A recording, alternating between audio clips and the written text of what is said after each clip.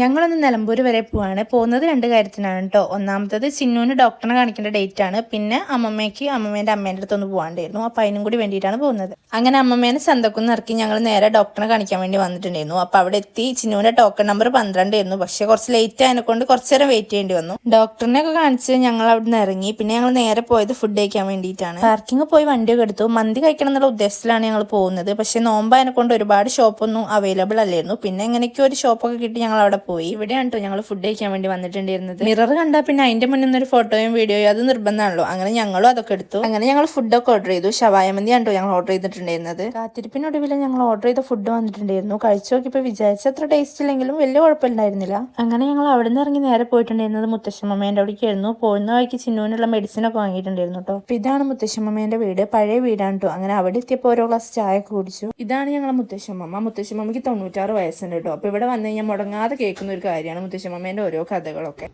എത്ര കഷ്ടം ഞാൻ അനുഭവിച്ചു നിൽച്ചോ. മുത്തശ്ശമ്മേൻ്റെ കഥ കേൾക്കാനാണെങ്കിൽ അവിടെ തന്നെ നിൽക്കേണ്ടി വരും. ഇനി ഇറങ്ങിയിട്ടില്ലെങ്കിൽ ശരിയാവില്ല എന്ന് മനസ്സിലായപ്പോൾ ഞങ്ങൾ വേഗം മുത്തശ്ശമ്മേനോട് യാത്ര പറഞ്ഞ് അവിടെ നിന്ന് ഇറങ്ങി.